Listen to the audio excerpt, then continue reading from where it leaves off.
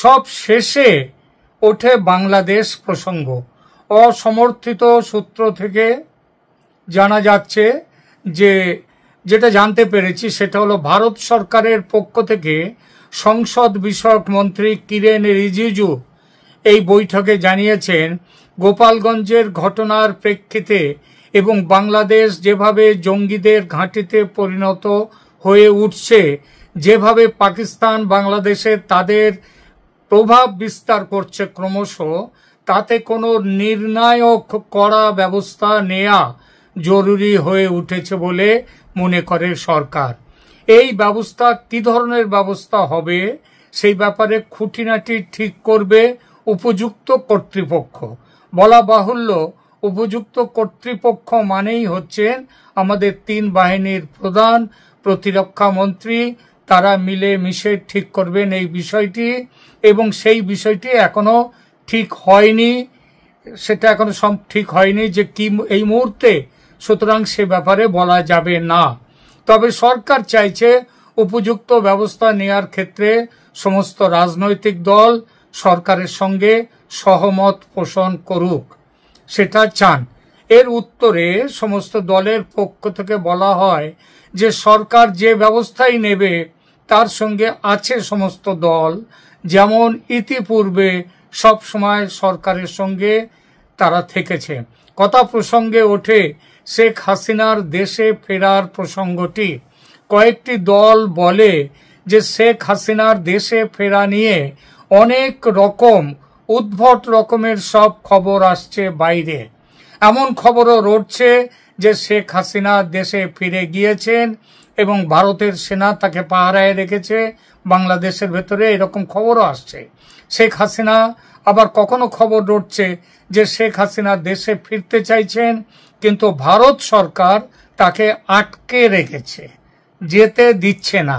এর জন্য আবার একটা কারণও অনেকেই আবার বলছে, ভারত সরকার নাকি বিএনপির সঙ্গে সমঝোতায় এসেছে এবং শেখ হাসিনাকে নিয়ে সরকার নাকি বর্তমানে খুব একটা চিন্তা ভাবনা করছে না।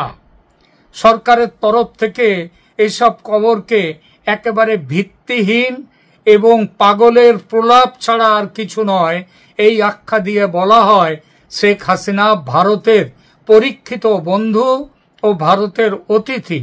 তার নিরাপত্তা নিয়ে নিশ্চিত না হয়ে ভারত তাকে দেশে ফিরে যেতে দেবে না। শেখ হাসিনা নিজেও সহমত এই ব্যাপারে। গোপালগঞ্জের ঘটনায় আর্মি চিফের ভূমিকা নিয়ে একটি দলের প্রতিনিধি কিছু জানতে চাইলে সরকারের পক্ষ থেকে বলা হয়, বাংলাদেশের সমস্ত বিষয় আমাদের সরকারের নজরে আছে এবং উপযুক্ত সময়ে প্রয়োজনীয় ব্যবস্থা নেবে সরকার।